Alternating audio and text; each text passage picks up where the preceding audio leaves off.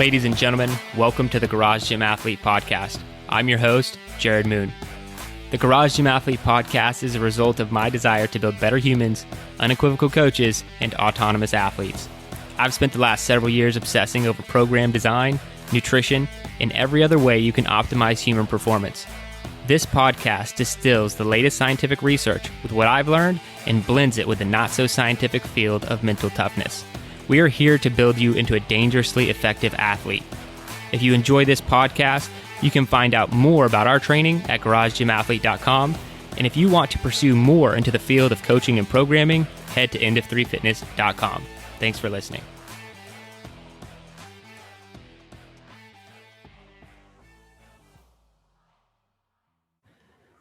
All right, ladies and gentlemen, welcome to the Garage Gym Athlete Podcast. I'm Jared Moon with Joe Courtney. What's up, Joe? Hey, Jared. And we're here with Dr. Chris Morrissey. How you doing, man? Good, man. How are you guys? Doing well. And if you haven't been listening to the podcast for a while, this is Chris's second appearance. I think the first title episode, I looked it up this morning, something along the lines of general surgeon, 9 kids, complete badass, garage gym athlete, something like that. So you guys can go look it up if you want to. If you think you're struggling with 1 or 2 kids, Chris doesn't care. Yeah, that's right. But Chris, man, for anyone who maybe didn't listen to your first episode, I kind of ruined it, but what you do for a living, how you trained, and all that stuff. Sure.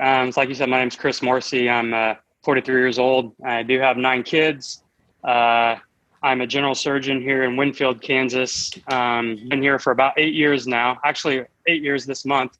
I have a very busy general surgery practice. I also work in the emergency room here every Monday night. So actually I worked last night. I run the wound clinic. I'm also a medical director of the medical spa here in town. So do quite a little bit of everything. I work out here in my garage, which you can give a tour if you would like. I've been doing Garage Gym Athlete almost 2 years. This November will be 2 years. So really enjoyed it. I've, like I said, I've kind of popped tracks a little bit. I've done mainly hard to kill, which is how I started. I've kind of wanting to do all the tracks to see which one I like the best. So I've done hard to kill for the majority of the time. I did 1 full cycle of Endure. And then I did 1, I think block of shred, and then now I'm back on hard to kill. Yeah, so you weren't digging the shred style. I don't know. I wanted to like it. I wasn't as excited about some of the things. Not any disrespect to the programmer. I didn't like it as well. I don't know, but no, it's fine. They're all fairly different. Like I'm the one that inputs them all and goes over them, but like they're all significantly different. And it's like I was on hard to kill for 2 or 3 years, but it's been refreshing to change up to Endure now. Sure. Yeah. And we all have since it's not just me programming all the tracks, everyone has like a signature style of things that you might see or experience. So yeah, it gets a little bit different, but that's awesome. And you got a full, getting a lot of different experience. And as of yesterday, you're officially the newest EO3 coach to finish the certification. So I just spoke with Chris yesterday. He went through the EO3 coaching certification course, went over and his program. So add to the list of things that he does, he's also a great programmer. Because I've now seen his programming for the final practical for the certification. So awesome job on that as well, man. You are doing a lot. And I don't want to beat a dead horse from the conversation we had last time, but it sure. All you have going, and you did just complete the certification, which is additional time, and then 9 kids. Like, how do you manage it all, man?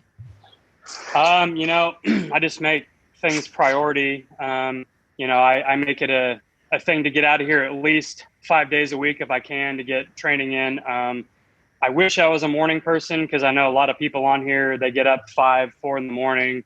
I'm not that guy. So I actually train when I get home.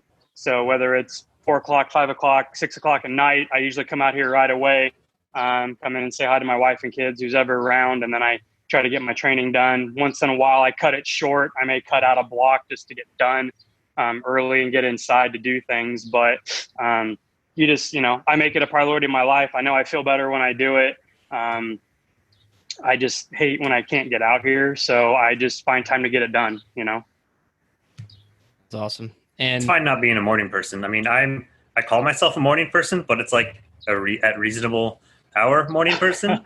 Right. So like I won't set an alarm to wake myself up earlier to train, but like 7:00, like 6:30. I went for like a beach run at 6:30, but I'm not going to wake up at 5 a.m. So it's like a moderate morning person. No, that's not me. Yeah. I like to wake up early, but I don't like to train early. Yeah.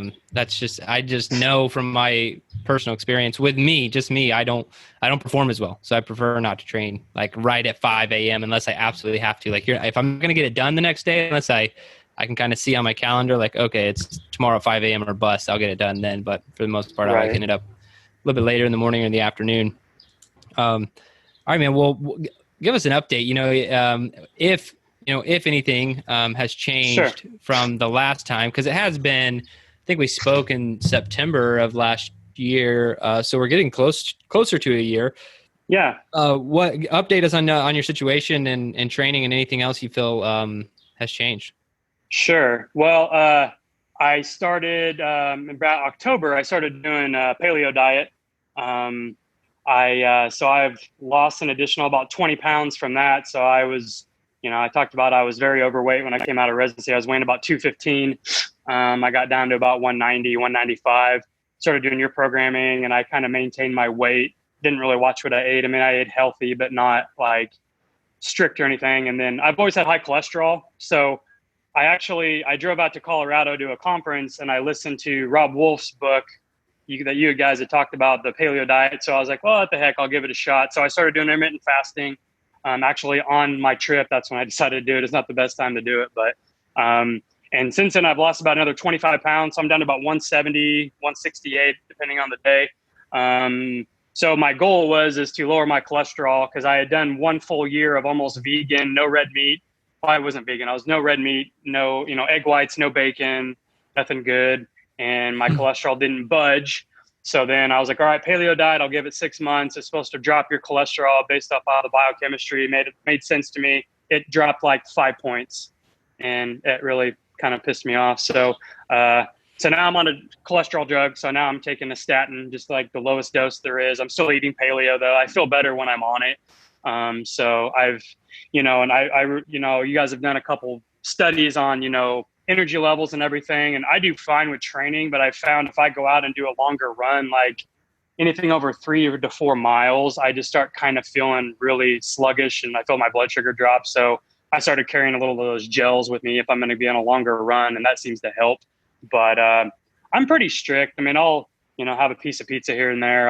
but I pretty much have stayed on paleo. So that's new.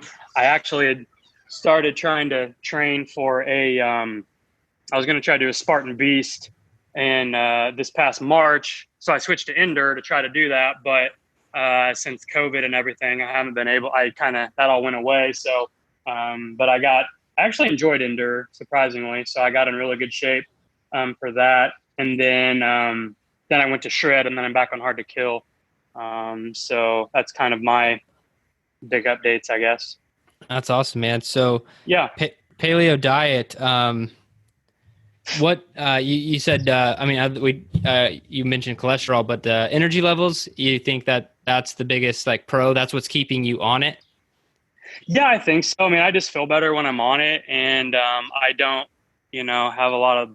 I don't think I had a lot of food intolerances before, but I just noticed I feel better. So just for weight maintaining and stuff. But as far as working out, I haven't really noticed a big change in I can go through my workouts and not be dragging or whatever. Like I said, unless it's a longer cardio session or longer running, I kind of bottom out a little bit, but otherwise it's fine. And was there any challenge in making the transition to that kind of diet for you? Oh yeah, it sucked. Carbs are, I enjoy carbs, but I just did it because I wanted to do it. And I'm usually pretty Nazi about things. So I just did it. And after about 2 weeks, I got used to it. And so then I was fine. So nice. Yeah, I mean, Joe, is that where you would consider yourself like paleo-ish? Yeah, we are basically whenever I have a home and everything, we're like Uh-huh. 90% or so paleo. The only time we kind of branch out is I love rice, and I will eat rice any Yeah. chance I get.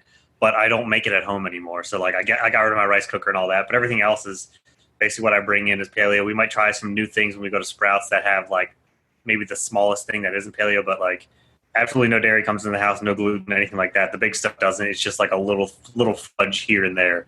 And we also watch Right. the oils that we cook with, and everything like that. And then save for any other kind of indulgences from we travel.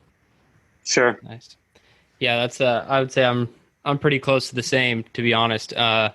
Cool. Well, equipment wise, I think you gave us update last time, but what are you working with? Anything changed there? Yeah, actually, I got so I have an outdoor rig that's got a climbing rope and wall ball and stuff, but I got a pegboard, so I mounted that on my rig actually. Nice. So that's new.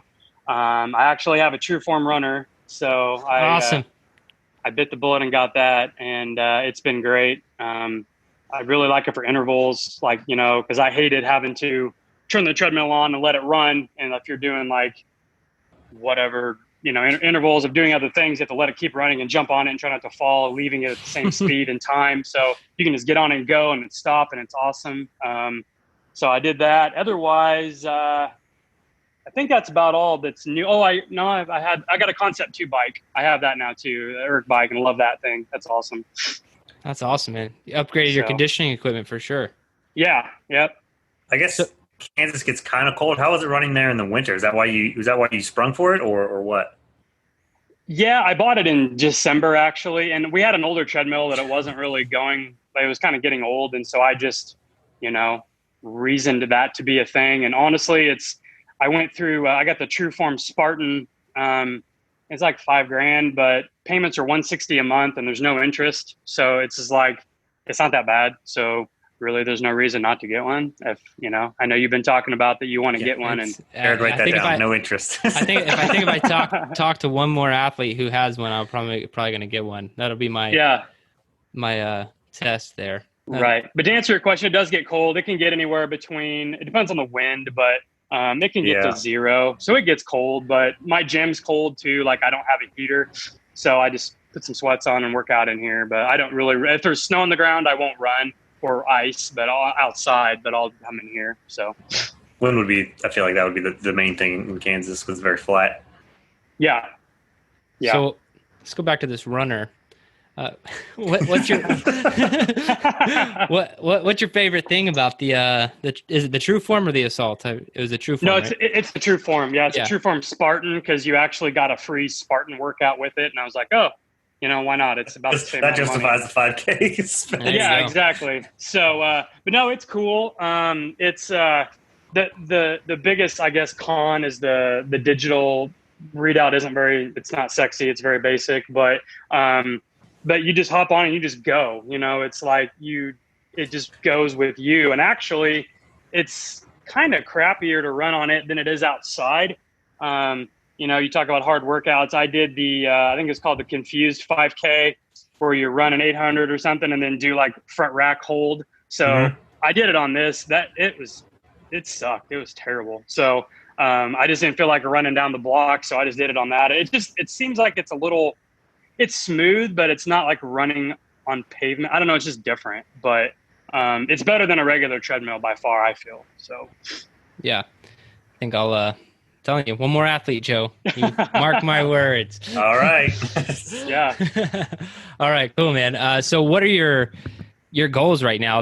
You sound like you're shooting for that Spartan, but then the pandemic happened. What are you shooting for now? I still want to try to do one of those. They actually opened up one that's going to be. They were going to do a Conquer the Gauntlet in Wichita, which is like an hour away. It's like a 5K Tough Mudder type of thing. So I was going to try to do that. It was actually supposed to be next month. Well, then they bumped that back to October. So probably that. I'm almost at, I guess, depending on how much weight I lose during my workout, double body weight deadlift. So, I'm right at so for me at 170 would be 340. I'm at like 335. So, So I'm close to that. Like to up my back squat a little bit. I've kind of plateaued on that really bad lately, but my Murph time, I've dropped it by another 10 minutes unvested. We do it every Memorial Day. Me and my son and another guy did it with us. So my goal was to beat him. He's 19. He actually gained weight because he's playing football in college. So he's up to like 205. So he gained 20. I lost 20. I figured I would beat him this year, but my first mile was under 7. I just took off and ran hard. And so I smoked him on the mile. And then we came back and went through the calisthenics, and somehow he beat me by a minute. So I don't know how that happened, but I went from about 45 down to 34:30 or something. So, so my goal was to get a beast. He is. He's beat me in all the lifts now. He's way stronger than me now. So I'm trying to keep up with him, but he did well. But I'm hoping to, up my squat a little bit and keep getting my Murph time down. My goal was to get under 35. And then once I did that, then I'll go to vested because I usually do it unvested. So I figured I got to do vest next year. So, I'll start working on that. But well, you just do it every Saturday. I could do that too. You got the TrueForm now. Your son won't stand a chance come next Memorial Day. I know so I'm gonna have to start doing it more often so I can beat him. But yeah, don't tell him about it either. No! Look, I won. That's weird. I actually beat you. That's funny. Yeah. So we changed up how we did that counting too, because before I'd go over and write on our garage with a piece of chalk, and that would take time in between. But I got poker chips and made stacks of 5, and so I would just throw one over, just coming up from push-ups. That way, I wouldn't have to spend time going over and losing time doing that. So. Yeah, that's a major efficiency right there. Yeah. All right, man. Well, I'd like to see, I think we got most of the updates. Anything else going on?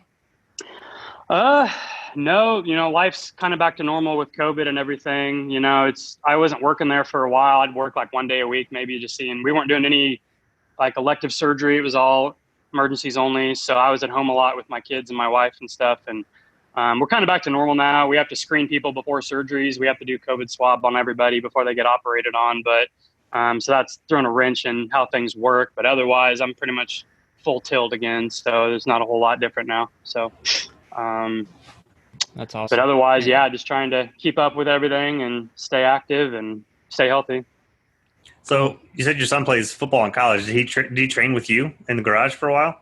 He does. He actually had a couple of his buddies come over here and train also. Like he does his own programming, and I've tried to get him to do your strength track, and he just kind of does his own thing. He does a good job. I mean, he makes gains obviously, but I was talking with Jared about this yesterday where their high school program was the same every week, and it just was not, I didn't feel it was a very good weight program. So he would do weights in the summer there, and then he would come here and train afterwards and, just, showed his face and did his job to get playing time for high school. And then he came over here and did another couple hours here in our gym. So he'd have a couple of his friends come over. They just come use the weight room, and which is what I want it for. So it's really good. That's awesome. He sounds very dedicated. He is. He's works very hard. So that's cool. Well, let's see if the answer to any of these questions have changed. Yeah. What's the hardest workout you've ever done? I think last time I said a couple track workouts, and I'm going to change my answer a little bit. Basically, the days that I don't feel like doing anything, like, because you just come out, you've talked about before, you just don't want to do nothing at all. And I feel those are the hardest workouts because you just make myself do it. But if you're counting actual real workouts, that Confused 5K was really rough. Like, I don't know. I feel like you get punished for running slower because you got to hold that bar longer. So it's like you run faster, but you are more tired and you have to hold the bar in the front rack position forever. And so that one was tough. The Grog Bowl, I still think that one was really hard. That was really rough. I don't do all the Meet Yourself Saturdays, so I haven't done a lot of them. I do once in a while, but just the motivation when you're tired. Yeah, that's the hardest for me. So in your opinion, what's the best activity for building mental toughness, and has that changed? Well, I think I said before, being a parent and doing residency, which again, that's not fair because not everybody does either of those things, but just, meeting yourself and saying, hey, I need to do this whether I want to or I don't. Just pushing through it even though you don't want to, and just stick with it. And you'll be better for it when you're done. You may not do the exact workout you were going to do, but at least, you know, like I said before, start with block 0 and then do block 1 and then just keep going. And if you have to quit, you do, but usually once you get going, you can finish. Now, if you could only have one piece of equipment to train with for the rest of your life, what would it be? I thought about this too. I feel that's an unfair question because I don't think that would ever happen. Like, unless like my entire gym catches fire and blows up, like I can't ever see having one piece of equipment. But if I had to choose, I'm going to say pull-up bar. And the reason I say that is because you really can't do those motions on anything else. I mean, yeah, you could use a branch on a tree. You could lay down on a squat rack and pull up on a bar. But I feel that you can't get that motion because you can always do body weight stuff. You know, you can hold heavy objects and squat, clean, press, whatever. But the pull-up motion, I feel you can't do effectively on anything else but a pull-up bar. So that would be my vote. Yeah, it's true. So I'm in limbo right now, and at the time of recording this, and they had we stayed in Airbnb for a while during this time period, and they had like these big oak trees in the yard, but they were like super thick, like right. And so I was like, well, cool, I'll just do pull up on those, like whatever. I can only do 5 pull-ups at a time because like multiple reasons. One, it's a fat bar, but I've been fairly used to fat bar pull-ups because I have the yoke that was fat bar, but this is ultra fat bar. And then like the bark would like start breaking or something and I'd slip off. Right. And so, and then after that, there's like, you're right. There's nowhere else. Like once you run out of options, like you can't do a pull-up anywhere else. And I think a pull-up is such an amazing movement. I really like, I haven't done a proper pull-up now in like 3 weeks and I feel like I'm dying inside. Joe, you at least had a pull-up bar for a little while. Yeah, and then the pergola broke, and then it kind of got all raggedy. But actually, at my parents, there's a pull-up bar out back that my brother hung a long time ago. It's like a really thin pipe, so it's kind of annoying. Oh yeah. Those right. just kind of cramp your fingers, but there's a pull-up bar out there. I might actually do those tomorrow. So you broke your pergola? Yeah, so like, well, my brother and I built it, and then I was doing pull-ups, and and like one of the poles is like diagonally out all the other way, so like the other ones were slipping out of their thing, and it was just like, well, no rocking it, so I was like, I had to do like really slow and controlled pull-ups if I were going to do it, and we just had to like say, okay, you know, don't do any of those until we get it fixed, and we patched it up, and then I moved out back to my parents. But the pole that we got for it was perfect. It was fantastic, right? And it didn't move at all. It was very long, so it was great. That's awesome. Now, Joe, you can ask if you want to, but I'm very interested because, I mean, Chris, it sounds like you have everything. Yeah. Do you have anything that you would want to add to your gym? I know a couple of people said this. I need space. I'm turf full field. And turf field with I want a Morton building to make it a big like Quonset gym because I've got out of my side yard, I've got a half basketball court. So I want to make that a full and then extend it the other way too, and then put a big building around that and then move my gym out there. So I need more space so I can do more things. The Morrissey Strength and Conditioning Complex. Absolutely. Yes. That's what I want. That's huge. Now, a dream.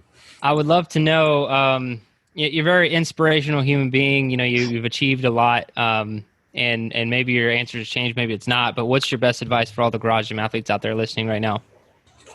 I would say trust the programming. It works great. You just have to stick with it. The grass is not greener, I really feel, because I think I've done about every style of training over the years. Like program hop like most other people have. I've done different things, and there's no one package anywhere else that you guys offer. Because I religiously listen to your podcast. I usually don't get caught up until the weekend when I have to mow, which I hate mowing, but that's the time where actually I listen to all the weeks worth of podcasts. So, usually the way I've got a rider mower, then I've got a push mower. So I do a ruck mow. I always put a 30, 40 pound backpack That's awesome. on and mow my 1 yard. So yeah. So, cause I got this 1 yard, it's really awkward and it's like, I hate mowing. So I was like, I'm just going to make it worse. So I put on a backpack and do a ruck mow every weekend. So I listen to podcasts then, but I mean, as far as you guys is what your advice is, nutrition, training, nobody else does that. And it's super appreciative because it gives, like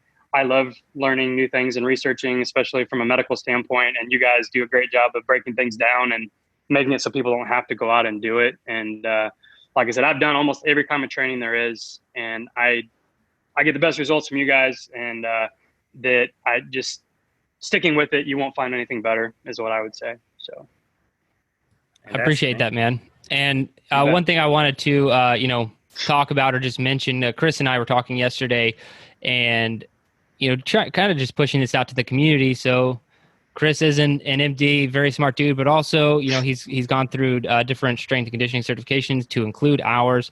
And he just really loves research and stuff as well. He's not resting on what he's achieved previously. He's always trying to learn more. So we're thinking about putting together some sort of Q&A with Chris, maybe having him back on because there are multiple medical doctors in the programming. A few have completed the certification, but none who are as involved and have been doing the programming as long and understand it to the depth that Chris does.